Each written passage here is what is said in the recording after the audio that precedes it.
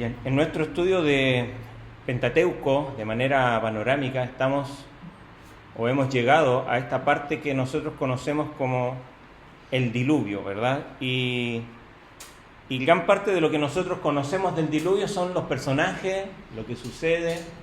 No siempre prestamos atención a la enseñanza que hay aquí y tal como está siendo el propósito de nuestro estudio, de ver por qué este relato del diluvio es pertinente para estas personas. Recordemos que los que están recibiendo, los primeros lectores del Génesis, son el pueblo de Israel que está, lo vimos la semana pasada, ¿se acuerda ahí? En la llanura de Moab, por cruzar el río Jordán para tomar la tierra prometida, y se preguntaban, bueno, ¿quién somos nosotros? Nacimos en Egipto, otros nacieron en el desierto. ¿Por qué tenemos que tomar esta tierra? ¿Por qué sabemos que va a ser así? ¿Por qué podríamos creer a Dios que esto va a ser así realmente?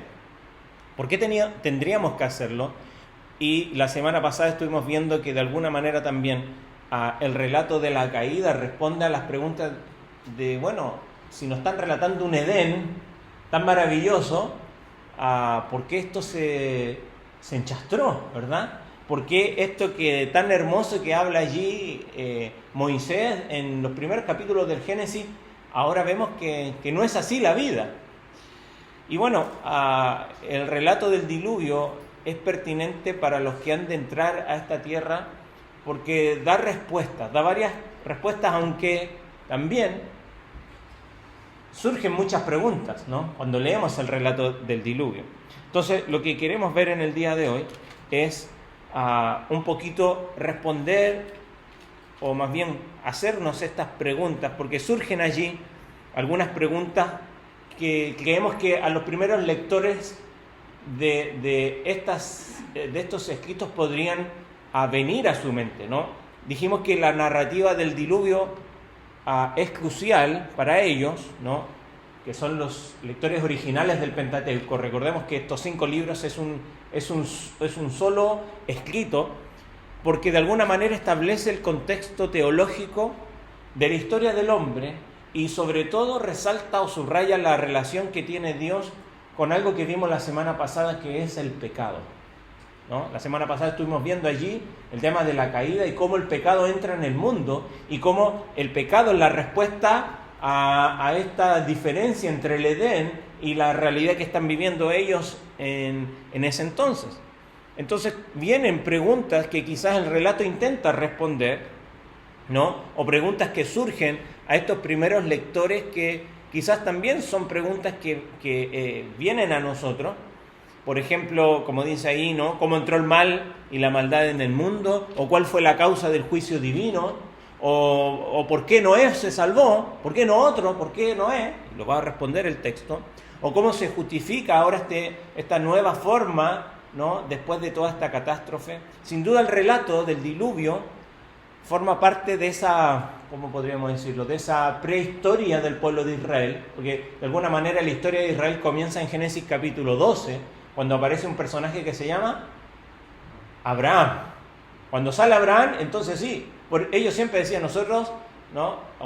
El Dios de Abraham, el Dios de Isaac, el Dios de Jacob, o de Abraham nuestro padre. En el tiempo de Jesucristo los fariseos hablaban y reconocían a Abraham como quien es el padre de su nación. Pero ¿y qué pasa con antes? ¿Qué pasa antes? En la prehistoria, entre comillas, de Israel. Y sin duda este relato tiene ese propósito que, más que contarnos el relato de cómo suceden las cosas, tiene un propósito teológico que nos busca mostrar a nosotros que Dios está en control y que Dios es quien está escribiendo la historia del hombre. Si bien, y nosotros sabemos que estamos hechos de decisiones y nosotros vamos tomando decisiones en nuestra vida y somos responsables de ellas, pero la verdad es que es Dios que va escribiendo la historia del hombre. Y así también tu historia y la mía. Entonces, estas narraciones buscan responder a esas preguntas que de algún modo también son complejas y que surgen a raíz de la creación y también del hecho de ver cómo ellos están viviendo de sus dinámicas sociales, que veían que estaban vagando, no sabían muy bien cuál era su origen y por qué tenían que entrar a esta tierra que Dios les había prometido, y también ver que todo eso idílico del Edén y esas grandes promesas que Dios había hecho a su pueblo, que iban a ir a una tierra que fluye leche y miel, que todo iba a ser de alguna manera bastante bondadosa, en la realidad no vemos que sea así, tenemos un montón de problemas. Bueno, el relato del diluvio viene a responder algunas de estas preguntas, como la que sale ahí, ¿no? Cómo entró el mal y la maldad en el mundo, y sin duda este relato explica cómo el pecado y la maldad se extendieron hasta afectar adversamente la relación entre Dios y el hombre, ¿no? Y cómo el pecado llegó a tal magnitud que Dios, como dice el texto, y que ya lo vamos a leer, se arrepintió de haber creado al hombre. También, como dice ahí, ¿por qué fue necesario un juicio tan severo? ¿No? Porque uno diría, pero ¿por qué un juicio tan grande? Bueno, eso demuestra que la maldad había llegado a un nivel de corrupción que Dios decidió terminar con estas actitudes pecaminosas de una manera bastante drástica, ¿no? Normalmente, en un juicio, la sentencia tiene que ser coherente con el daño que se causó, ¿verdad? No es lo mismo robar una gallina que abusar de otras personas, ¿no? La sentencia ha de ser diferente. Bueno, acá el juicio que hace Dios va acorde a la maldad de ese tiempo. Los relatos, ¿se acuerdan? Los vimos en la introducción. Había muchos relatos que circundaban el Medio Oriente, que ellos lo habían escuchado en Egipto y probablemente en todos estos pueblos que pasaron rodeando allí en el desierto, que hablaban acerca del origen y acerca incluso del diluvio. Hay un montón de relatos de diluvio en las epopeyas de Gilgamesh, en las epopeyas de Atrahasis, que hablan de que también hubo un diluvio, pero al final ese diluvio fue a causa de que los humanos eran tan ruidosos que molestaban a los dioses e intentan deshacerse de ellos. Pero al final uno se arrepiente y rescata a unos, ¿no? Pero lo hace para razón de ellos mismos, ¿no? Egoístamente, para que ellos les siguieran dando alimento a estos dioses, ¿no? Esa es la razón por qué la raza humana en estas epopeyas se salva, porque estos dioses son egoístas, ¿no? Son inestables, pero acá vemos a un Dios diferente. Vemos a un Dios santo, a un Dios justo, pero también a un Dios de gracia, a un Dios misericordioso. Entonces, preguntamos también, creo que está allí, cómo afecta el pecado a la creación, ¿no? El relato pone de manifiesto las consecuencias nefastas y adversas de la desobediencia. Lo estudiamos ayer con los jóvenes, ¿se acuerdan? ¿Qué es lo que hace el pecado? Y lo de la semana pasada también. Y cuáles son las repercusiones en el mundo y en la naturaleza. ¿Hay alguna esperanza o consuelo en medio de la perversidad del mundo? Y sin duda el relato responde señalando que a pesar de la maldad, hay alguien ahí que halló gracia a los ojos de Dios. ¿O cómo sabemos que Dios no va a volver a destruir este mundo con agua? Y bueno, esa imagen que hoy día se usa para otras cosas, la imagen del arco iris, que es precisamente la señal del pacto que Dios hizo, que nunca más, ahora está lloviendo, en un ratito cuando salga el sol vamos a ver un arco iris por ahí, y sabemos que eso es señal de Dios, de que nunca más Él iba a destruir el mundo con agua. Si seguimos leyendo la escritura nos dice que ya no va a ser con agua, va a ser con fuego. Pero sin duda, en resumen, este relato del diluvio funciona de alguna manera como un recordatorio bastante solemne de la severidad de Dios, pero también de la bondad de Dios. Pecamos y fallamos cuando mostramos o queremos a un Dios que sea solamente bueno y que no sea severo y justo. O pecamos cuando mostramos a un Dios que simplemente es justo e intenta, está siempre y todo el día airado y que no es bondadoso. No tendríamos esperanza.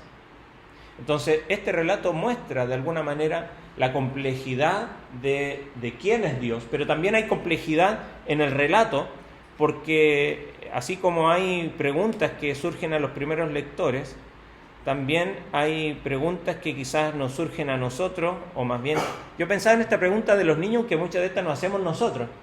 Y no sé si se puede dar cuenta, en la imagen no se da mucho aquí. Pero la cara de los animales y de Noé acá está preocupado porque hay unos castores ahí que están comiendo la madera del arca. Pero no se nota mucho allí. Pero hay preguntas, ¿no? ¿Cómo es posible que los animales no se matasen entre ellos ahí en el arca, verdad? ¿O qué hicieron o si había dinosaurios en el arca? Y un montón de otras preguntas que nos surgen en cuanto a este relato, ¿no? ¿Cómo fue posible que en 40 días y 40 noches se cubrió toda la tierra con agua? ¿O era la tierra, o toda la tierra solamente una parte? ¿O qué pasó con los animales que vivían en el agua? ¿También se salvaron? ¿Cómo olía el arca ahí adentro? ¿Cómo hacía Noé para alimentar a todos cada día?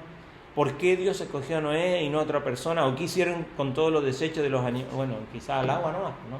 No sé, ahí sí, bastante, pero aunque recordemos que había una puerta y esa es la única puerta y la cerró el Señor, ¿no? Muchas ventanas no había. Sin bien, hay un montón de preguntas que nos surgen allí de este relato, pero yo quiero que me acompañe. Vamos a leer parte del texto, son varios capítulos de este relato, pero vamos a leer el capítulo 6, los primeros versículos. Dice así: aconteció que cuando comenzaron los hombres a multiplicarse sobre la faz de la tierra, estoy en el capítulo 6 de Génesis, y le nacieron hijas, que viendo los hijos de Dios que las hijas de los hombres eran hermosas, tomaron para sí mujeres, escogiendo entre todas. Y dijo Jehová: no contenderá mi espíritu con el hombre para siempre, porque ciertamente él es carne, más serán sus días 120 años. Había gigantes en la tierra en aquellos días, y también después que se llegaron los hijos de Dios a las hijas de los hombres, les engendraron hijos. Estos fueron los valientes que desde la antigüedad fueron varones de renombre. Y vio Jehová que la maldad de los hombres, fíjese esto aquí, era mucha en la tierra, y que todo el designio de los pensamientos del corazón de ellos era de continuo solamente el mal. Y se arrepintió Jehová de haber hecho hombre en la tierra, y le dolió en su corazón. Y dijo Jehová: raeré sobre la faz de la tierra a los hombres, porque que he creado desde el hombre hasta la bestia, hasta el reptil y las aves del cielo, pues me arrepiento de haberlos hecho. Pero Noé halló gracia ante los ojos de Jehová. Vamos a orar un momento. Señor, queremos rogarte que en medio de este relato podamos ver a tu persona por medio de tu palabra, y tu Espíritu Santo la use para exhortarnos, animarnos, consolarnos, hablarnos a cada uno en particular en esta mañana. Te lo rogamos en el nombre de Jesús. Amén. Sin duda, esta es parte del relato y cómo comienza, ¿no? El relato continúa, que dice ahí verso 9: estas son las generaciones de Noé. Noé, varón justo, era perfecto en sus generaciones. Con Dios caminó Noé, y engendró Noé 3 hijos, Sem, Cam y Jafet. Y se corrompió la tierra delante de Dios, y estaba la tierra llena de violencia. Y miró Dios la tierra, y aquí que estaba corrompida, porque toda la carne había corrompido su camino sobre la tierra. Cuando la Escritura ocupa adverbios como el todo, toda, es porque no está siendo exagerado. Es así. Dijo pues Dios a Noé: he decidido el fin de todo ser, porque la tierra está llena de violencia a causa de ellos, y aquí que yo los destruiré con la tierra. Hazte un arca de madera, de gofer, harás aposentos en el arca, y la calafatearás con brea por dentro y por fuera, por supuesto, para que no se hunda. Y así vemos la instrucción que da Dios a Noé para que construya esta arca. Y vemos que Noé construye el arca y la hace, y se demora mucho tiempo. Durante ese tiempo él también, según lo que nos dice también el Nuevo Testamento, pregona que el Señor va a destruir, y hay oportunidad para que todos puedan entrar. Pero después vemos que el Señor manda a Noé a entrar en el arca, en capítulo 7, ¿no? Y solamente entra su familia, y Dios cierra la puerta después que entraron todos los animales que llegaron allí, y comienza el diluvio, ¿no? Pero en todo este relato, conocido sin duda para nosotros, al menos yo quiero ver que lo veamos en 3 o 4 escenas, ¿no? y ver qué es lo que nos está diciendo el relato, más que lo que está sucediendo allí. ¿Qué es lo que nos está mostrando este relato? Y sin duda lo primero que podemos notar aquí es que en los versos que leíamos recién, especialmente el verso 5 al 7, nos habla acerca de cómo era, nos hace mención de la decadencia de la sociedad, ¿no? De lo decadente que era la sociedad en ese entonces, sumamente corrupta, ¿no? Y como dice ahí, lo primero que vemos nos habla de la malicia total de la humanidad. Como dice allí, y decíamos recién, miró, verso 12, Dios la tierra y aquí que estaba corrompida, porque toda carne había corrompido su camino sobre la tierra. No era que había allí algunos pueblos que eran más malos que otros. Dice que toda la sociedad estaba corrompida. Y esto nos habla de algo real en el día de hoy también. De que el ser humano, por más que algunas personas intenten pensar y creer que el hombre es bueno, ¿no? Intrínsecamente, nosotros en la Escritura reconocemos que es distinto, que hay una naturaleza intrínseca en el hombre a raíz del pecado, que es lo que vimos la semana pasada, que lo que hace es simplemente mostrar su naturaleza. Por supuesto que el hombre ha hecho buenas cosas, ¿sí o no? Y sí, por eso pasamos la pandemia, ¿no? Ha hecho cosas. Ahora, en la misma pandemia nos mostró el abuso de algunos, precisamente incluso con aquellas cosas que intentaban ayudar. O sea, las mismas cosas que pasan en el mundo nos muestran a veces lo bueno que el hombre puede hacer, pero también nos muestran lo malo que el hombre es, ¿no? Ustedes saben, los premios Nobel se entregan a razón de ¿qué? De que un hombre, ¿no?, descubrió, inventó el poder, no me acuerdo si fue la dinamita ahora, ¿no?, pero que se ocupó para causar mucho mal. Tal fue lo que él sintió que se estableció el poder entregar, ¿no?, como poder compensar la balanza, ¿no?, por el mal que causó ciertos inventos. Bueno, vamos a compensar premiando a aquellos que desarrollan buenas cosas para el mundo. Pero el mundo y lo que vemos en la sociedad nos habla de que si bien el hombre logra hacer cosas buenas, no llega a ser perfecto en su generación. Y no es la diferencia en el día de hoy para nuestra sociedad.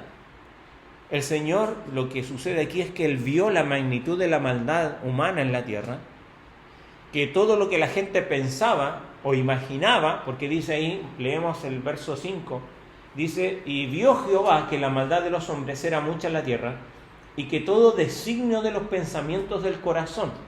O sea, Él no solamente está viendo la maldad en que la sociedad está corrompida en lo externo, que es evidente, sino que es Dios que conoce el corazón, que discierne los pensamientos del corazón.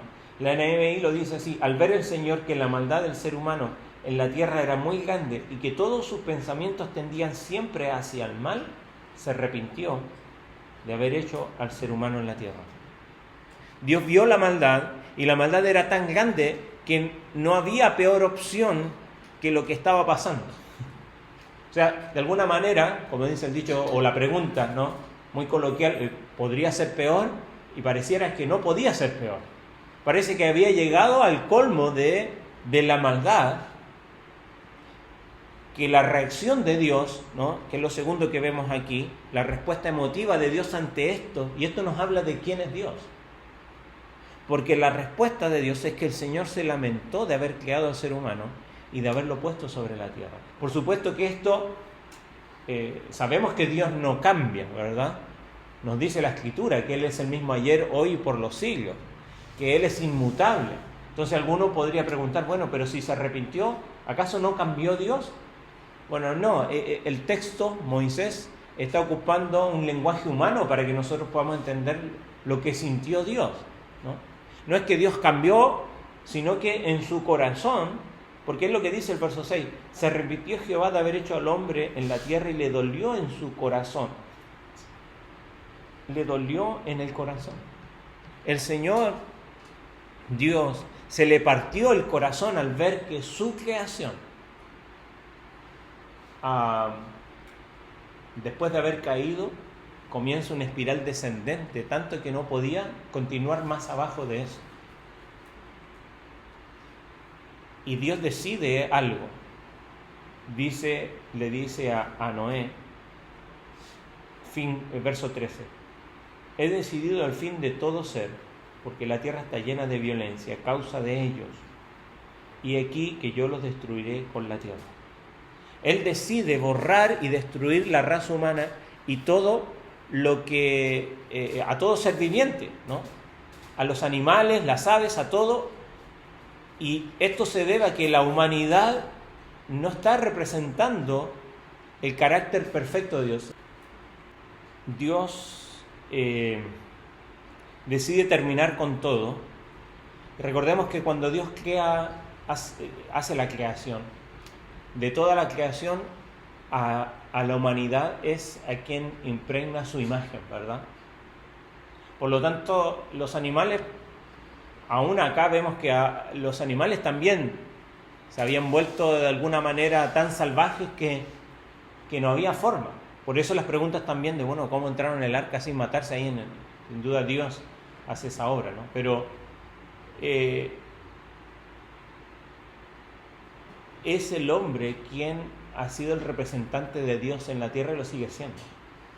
Y esa es la diferencia del hombre con el resto de la creación. Es que en sí lleva impresa la imagen de Dios. Por eso la dignidad del ser humano no está en lo que hace o lo que piensa o lo que siente, sino en que ha sido creado a imagen de Dios. Esa es la dignidad que porta cada ser humano. Y este ser había llegado al colmo de su maldad. Ya no había algo peor que lo que estaba haciendo. Y nosotros miramos nuestro mundo y a veces vemos, ¿no?, lo malo que es nuestro mundo. Yo no sé si era tan malo como este tiempo. No lo sé. No tengo seguridad. Pero creo que aquí era tanta la maldad que Dios llega a este punto. Y esto nos habla precisamente de la realidad del pecado en la vida del hombre. Ninguno puede decir que no es pecador. Lo dice 1 Juan. El que dice que no tiene pecado es mentiroso. Y hace mentiroso a Dios, porque Dios dice que todos somos pecadores. Ahora, ¿el pecado puede llevar a esto? Siempre el pecado tiene consecuencias. Nunca aborta el pecado, dice Santiago. Habiendo concebido, da a luz la muerte, Santiago 1. Y es tan trágico que Dios tiene que tomar acciones. Ahora, recordemos que el texto nos dice que la respuesta de Dios no viene simplemente desde su ira, sino desde el dolor de su corazón, de ver que su creación se ha corrompido tanto que es necesario empezar de nuevo, aún incluso con su propio pueblo escogido más adelante, quienes son los lectores de estos relatos. El Señor al menos 2 veces le dice a Moisés, empecemos de nuevo, ¿te parece? Y Moisés intercede por el pueblo y el Señor dice, ok, hay salvación, pero nunca es sin consecuencias. Siempre fue trágico para el pueblo. En una cayeron miles, murieron. En otras tuvo que el pueblo vagar por 40 años ahí en el desierto. Pero el pecado es una realidad que no podemos ignorar. Ahora dijimos, la primera escena nos muestra y nos hace mención de la decadencia y la corrupción del ser humano. Pero la segunda escena nos habla de que Dios dice algo. Dios hace una proclamación. Dios no se queda en silencio respecto al pecado de su creación. Y hoy también. En el pasado lo hizo y lo sigue haciendo en el día de hoy. Gracias a Él, que no lo hace como lo hizo aquí en Génesis 6, ¿no? Pero Él hace una declaración, hace una proclamación, y esta proclamación tiene al menos 2 partes. Hay una amenaza de destrucción, allí cuando le dice a Noé, pero más adelante vemos que también hay una esperanza. Cuando le dice, más adelante, verso 17, dice, he aquí, capítulo 6, que yo traigo un diluvio de agua sobre la tierra para destruir toda carne en que haya espíritu de vida y debajo del cielo, y todo lo que hay en la tierra morirá. Más estableceré mi pacto contigo. Le está hablando Noé. y entrarás en el arca tú, tus hijos, tu mujer y las mujeres de tus hijos contigo, y de todo lo que vive, de toda carne, 2 de cada especie meterás en el arca, para que tengan vida contigo, macho y hembra serán, de las aves según su especie, de las bestias según su especie, de todo reptil de la tierra según su especie, 2 de cada especie entrarán contigo para que tengan vida, y toma contigo de todo alimento que se come, y almacénalo, y servirá de sustento para ti y para ellos. Y lo hizo Noé, así conforme a todo lo que Dios le mandó. Dios hace una declaración que al menos consta de 2 partes, que él dice que la amenaza es real, lo leíamos recién en el verso 13, le dice a Noé: he decidido el fin de todo ser, porque la tierra está llena de violencia. Dios decidió destruir todas las criaturas vivientes porque habían llenado la tierra de violencia, y al parecer, como lo dice acá, no era solamente el ser humano, sino que aún todas las bestias, ¿no?, del campo habían llegado a esto también. ¿O no lo ve usted cuando ve un perro, por ejemplo, ¿no?, de una raza muy brava, pero que es criado de manera tranquila, y uno le puede acariciar y jugar con él, pero el mismo perro lo crían de manera malvada, dañándolo, pegándole con violencia? Bueno, y así es como responden los animales. Personalmente creo que todas estas bestias lo único que vieron fue la violencia del ser humano y respondieron conforme a la violencia de ellos, que debe haber sido violencia para ellos también, ¿no? O sea, violencia hacia ellos también. En fin, eso lo seguimos viendo en el día de hoy. Lo que sí es cierto es que hay una amenaza de destrucción que es real. No es una advertencia de decir, mira, si no, de aquí a tanto tiempo, no, le dice, yo los voy a destruir. Es real, ¿no? Y la amenaza es una destrucción total. El diluvio representa de alguna manera una recreación, en el sentido de una reversión de toda la creación. Porque con el diluvio comienza una nueva forma en la tierra, ¿no? Dios, que es totalmente santo, no puede tolerar que la humanidad esté totalmente malvada, por lo tanto Él amenaza con una destrucción que es real y total. Pero como dijimos, esta declaración de Dios consta de 2 partes. Junto con eso también hay una promesa de redención, y la leíamos recién en los versículos. Pero Noé, dice, verso 8, halló gracia ante los ojos de Dios. Esta es la primera vez que se menciona esta hermosa palabra en las Escrituras, gracia. La gracia no es algo que simplemente aparece en el Nuevo Testamento. Acá vemos que Noé, él no era, si bien nos dice que era varón justo, perfecto en sus generaciones, y con Dios caminó, Noé, el otro que se dice de eso de él es Enoc anteriormente. Pero vemos que lo que sucede con Noé es que dentro de su generación, porque Noé no era perfecto, y el relato nos cuenta que después de bajar del arca, él sembró viña y se enjubiló tanto que se emborrachó, y uno de sus hijos vio la desnudez de su padre, tanto que recibió una maldición por eso, Cam. Entonces, no era perfecto Noé, pero dentro de su generación destacaba en que era al menos alguien que buscaba hacer lo recto. Y cuando dice que era varón justo, era eso, ¿no? Que era justo y honrado entre su gente. Era reconocido por eso. Y esa es lo que nos dice el texto, que Noé encontró favor delante de Dios. Y él era un hombre justo e intachable, que anduvo en íntima comunión. Esa idea de caminó con Dios es que tenía una íntima relación con Dios. Y Dios confirma su pacto con él, dándole instrucciones para entrar en el arca con su familia, los animales. Antes del juicio justo, Dios ofrece misericordia a Noé, a su familia. Y lo interesante es que Noé responde haciendo exactamente lo que Dios le ordena hacer. Porque piensa en lo siguiente. Al parecer hasta aquí, según lo que nos dice otros capítulos anteriormente, no había llovido, o al menos no había caído un diluvio, ¿no? Al menos una tormenta no había caído, ¿no? La tierra con el rocío del aire era suficiente, no había lluvia como hasta ahora tenemos allá afuera. Entonces le manda a construir un arca, y no era algo pequeño, era bastante grande. Y no, en el medio de un lugar donde nunca había llovido, es como que si en medio del desierto le mandan a construir un barco, ¿no? No tiene mucha coherencia, pero él es obediente a Dios. Por eso es que está en Hebreos capítulo 11, cuando dice, por la fe Noé. Porque no es que él calculó y dijo, sí, a ver, se ve que viene agua, como veíamos ayer. No. Él por fe construyó, él responde haciendo exactamente lo que Dios le ordenó. Entonces vemos primero la decadencia del mundo, y ante eso Dios hace una declaración de juicio, pero también hace una declaración proveyendo de una redención. En este caso hace un pacto con Noé, y aunque nadie más entra, pero él es pregonero de justicia, nos dice la Escritura. Él proclamó que viene un juicio. Este hecho, todos se burlaban de él probablemente, pero él siguió adelante porque lo hizo movido por la fe.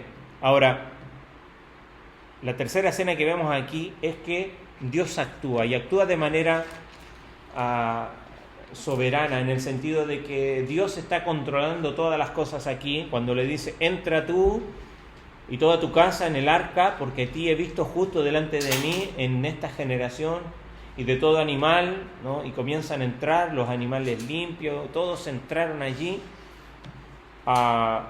y vinieron pues, dice verso 15, con Noé al arca, de dos en dos, de toda carne, que había espíritu de vida.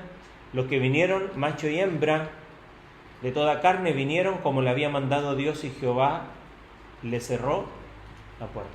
No fue Noé, fue Dios. Y acá vemos a Dios actuando, cumpliendo, dando cumplimiento al juicio que él había declarado anteriormente. Dios hace lo que dice que hará, y sigue siendo igual. Dios sigue siendo fiel a su palabra, y tal como le dijo acá, yo voy a traer un diluvio, así cumplió. Así el Señor sigue y ha dado promesas de que Él va a volver, por lo tanto Él va a cumplir su palabra de regresar. Ahora su regreso también está relacionado posteriormente con un juicio sobre esta tierra. Como ya lo vimos, no va a ser nunca más por agua, pero sí va a ser por fuego. Nos dice Pedro, ¿no? Todo lo creado, todos estos elementos no van a ser quemados, y nos hace la pregunta. No debemos nosotros, sabiendo que todo se va a quemar, no debemos andar nosotros de manera justa, santa, piadosa. O sea, sabemos que el Señor declaró su juicio y lo cumplió.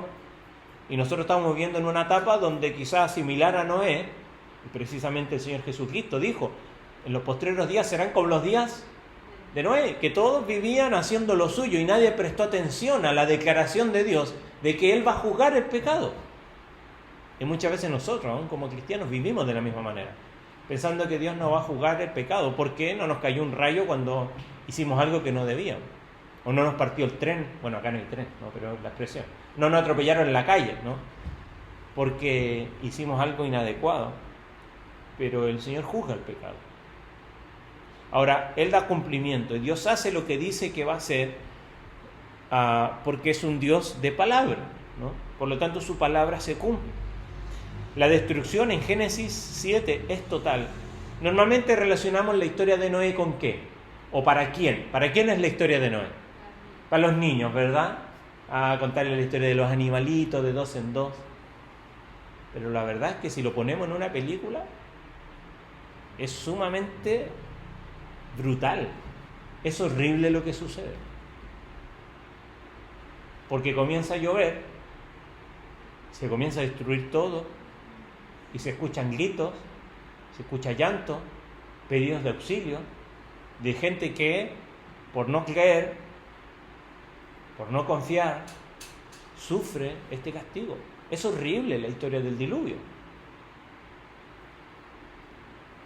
A todo esto no es un desastre natural, sino que es Dios que está devolviendo al mundo de alguna manera a un estado previo a la creación. Por eso decíamos, casi como volver a hacer una reversión de toda la creación. Todo lo que conocían es destruido como lo conocían. Ya todo aquí cambió. A los que nos gusta la ciencia un poco, Nos preguntamos, ¿será esto, fue universal, no fue universal? Hay un montón de información, sin duda, que nos cuesta equiparar. Y como lo dijimos en la introducción de este estudio, la Escritura no es un libro de ciencia, ni intenta responder a la ciencia. Lo que sí es que la mayoría de las veces, si no todas, cuando la ciencia saca un dato, puede ser corroborado con las Escrituras, ¿no? O al menos no contradice la Escritura. No están peleando ni la fe ni la ciencia en ningún punto. Pero hay quienes plantean que es aquí donde probablemente la Tierra quedó como la conocemos en el día de hoy, donde los continentes separados, ¿no?, como los conocemos en el día de hoy. Hay teorías que plantean esta idea de que todos los continentes estaban unidos en un solo lugar, ¿no?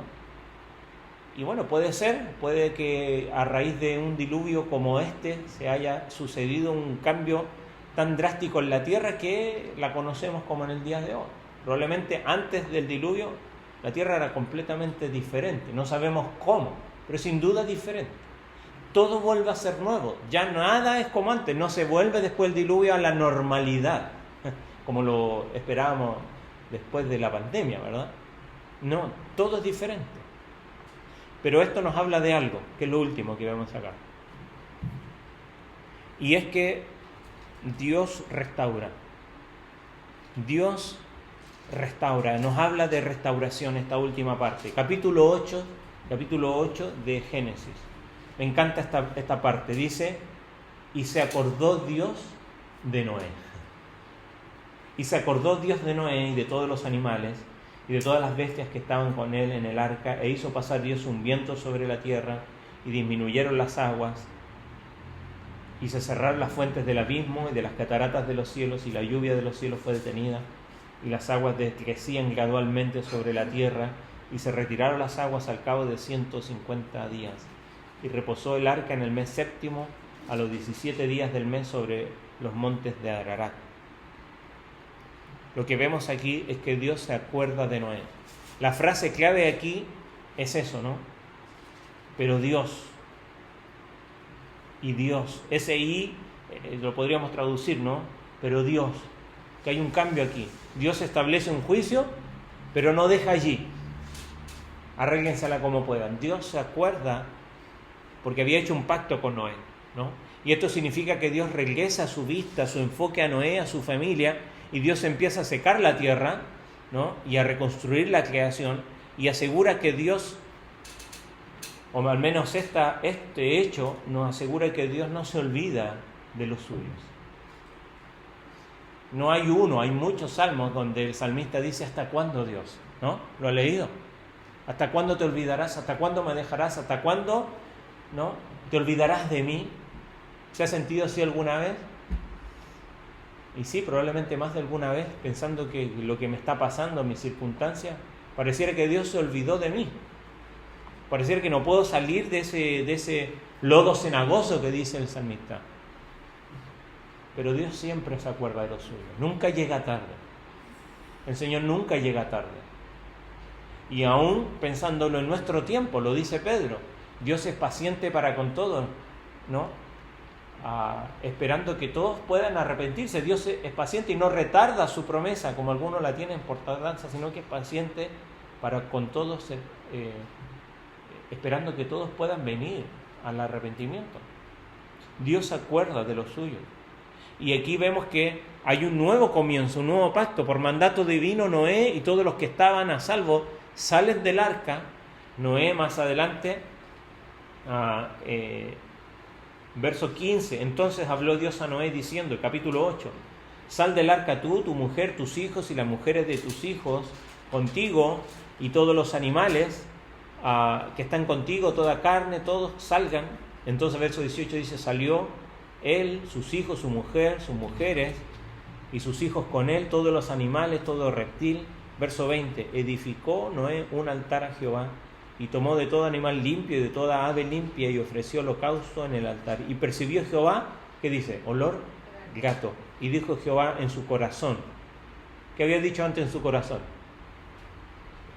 Hay que destruir todo, hay que empezar de nuevo.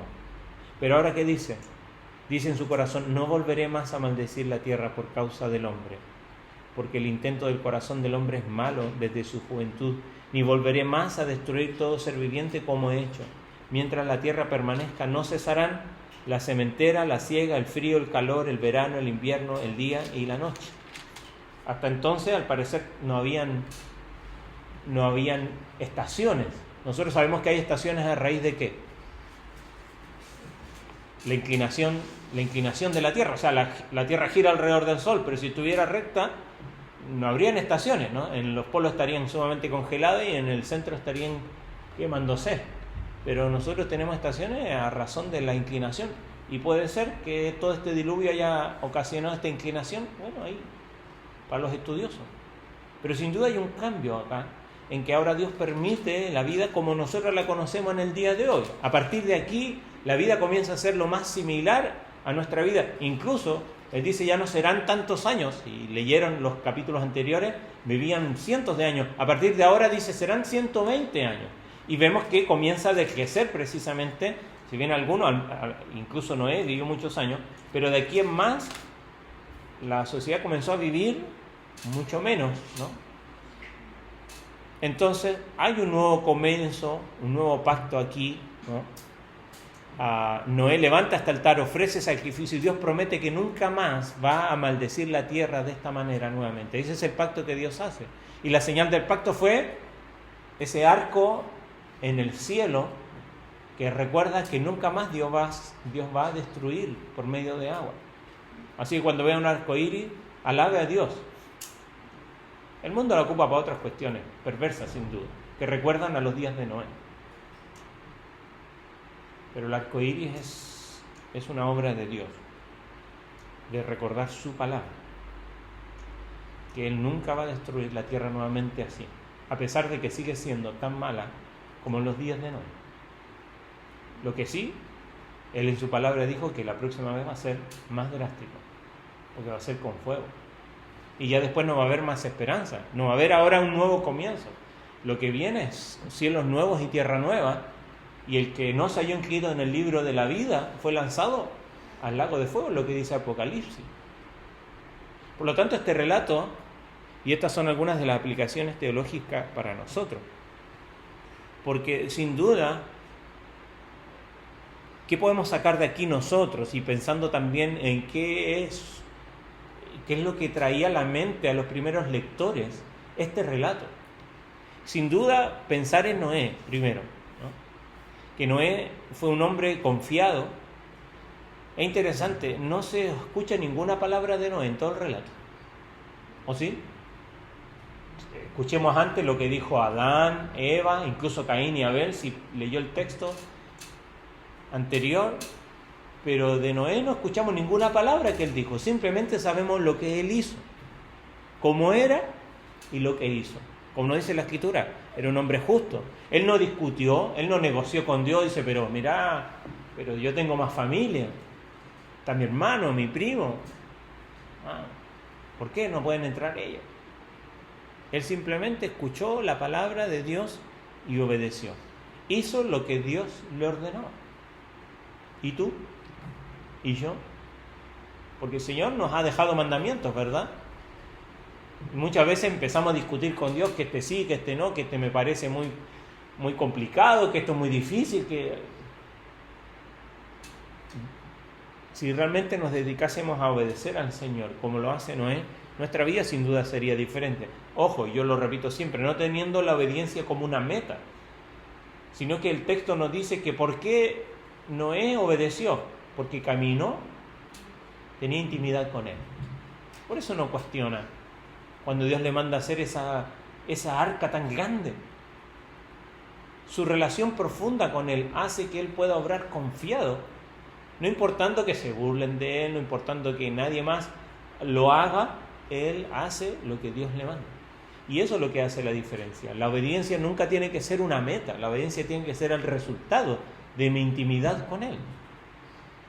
Y eso es lo que sucede en Noé.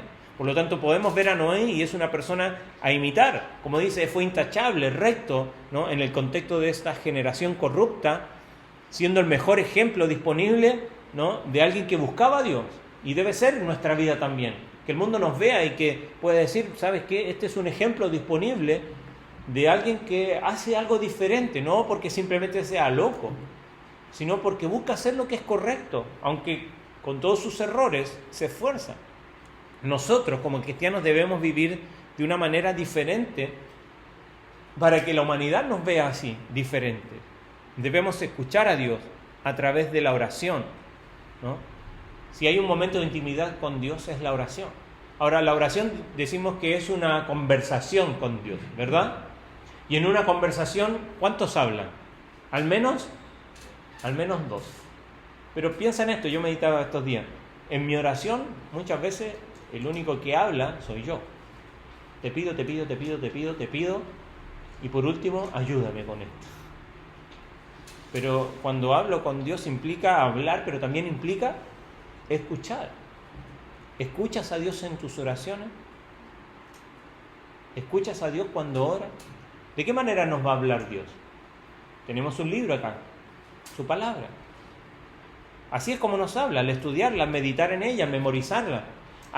Cuando estamos orando, Él pone por medio de su espíritu a nuestro espíritu convicción. Pero siempre va a usar su palabra. Ahora, ¿cómo es tu intimidad con Dios? Para que puedas responder como no es. Ahora, por último, y para terminar, si hay algo a lo que nos muestra el arca, es a esto. Es que sin duda el arca apunta a algo mayor.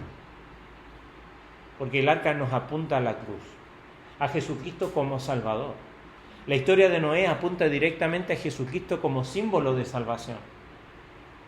Sin duda hay muchos paralelos entre el arca y la cruz. Son el medio por el cual se puede escapar del juicio. El arca protegió del diluvio, así como Jesús ofrece refugio del juicio final de Dios. Es la provisión divina. Dios proveyó al arca, así como Dios proveyó de Jesús para ser el Salvador.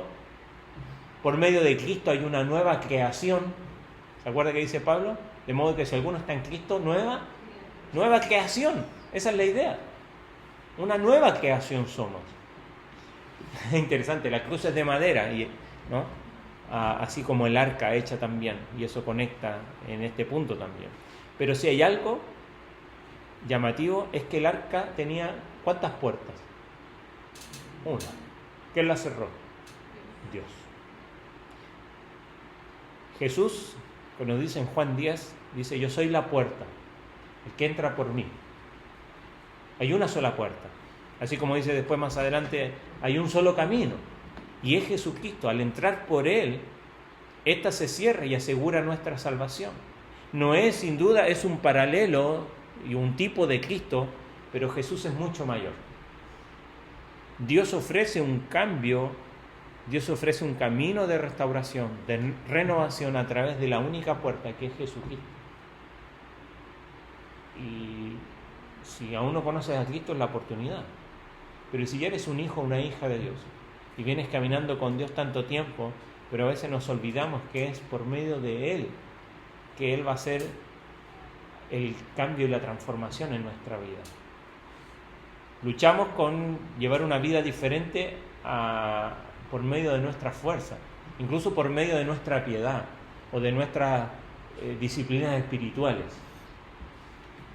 Eso tiene que ser el resultado de algo que hizo Noé, que caminó con Él. ¿Tú estás caminando con Dios?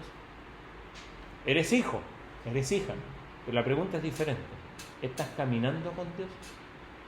¿Estás como Enoc, ¿se acuerdan? Caminó Enoc con Dios y fue traspuesto, o sea, el Señor se lo llevó. Y alguien, yo lo escuché una vez, era así, ¿no? Ha salido a caminar hacia afuera, no sé, y de repente se da cuenta que caminó tanto que está tan lejos de casa, o cuando uno está de vacaciones y sale a caminar y está tan lejos que a veces tiene que volver en un colectivo, en un taxi, qué sé yo. Bueno, Enoc, caminó con Dios tanto que estaba más cerca de Dios que de lo suyo, y el Señor le dice: ¿sabes qué? Vente conmigo. Que nuestro caminar con Dios nos haga alejarnos del mundo en el que vivimos, reconociendo que no somos de aquí, no para vivir ajenos al mundo al que vivimos, sino que para que podamos vivir tan cercanos de Dios que podemos escuchar su voz más claramente. Vamos a ponernos en pie y vamos a orar así. Padre Celestial, te agradecemos por esta enseñanza esta mañana, de esta historia tan icónica y tan conocida para nosotros, pero que nos muestra una realidad. Nos muestra la realidad del pecado y su consecuencia. Ayúdanos, Señor, a nosotros a ver el daño que hace a nuestro alrededor, pero especialmente en nuestra propia vida. Pero ver que hay esperanza. Así como en este punto del relato, Dios hizo una declaración de juicio, también hizo una declaración de esperanza y redención. Un pacto de hacer algo nuevo. Señor, gracias porque en Cristo tú prometes que todas las cosas son hechas nuevas. Y esa es nuestra esperanza, que con toda la condición humana del pecado, y que no va a mejorar aún de este lado del cielo, nosotros, Señor, podamos aguardar con esperanza y entusiasmo esos cielos nuevos y esa tierra nueva prometida. Que en un mundo lleno de pecado, esperemos con entusiasmo ese mundo lleno de justicia, donde gobierna Dios y Jesucristo es la luz que ilumina todo, donde podremos estar libres del pecado. Pero mientras tanto, Señor, ayúdanos a vivir cerca de ti. Ayúdanos a caminar contigo, a estrechar nuestra relación contigo, y que este relato nos desafíe a examinar nuestro corazón y ver que hay más pecado en nosotros de lo que queremos reconocer, porque nos es fácil reconocerlo afuera, pero en nuestra vida también. Ayúdanos a apartarnos de ello, sabiendo de que tú eres severo con el pecado, aún en el día de hoy. Pero así como Noé halló gracia, también nosotros por medio de Cristo. Por eso te alabamos, porque donde abundó el pecado, sobreabunda la gracia. Por eso te alabamos, Dios.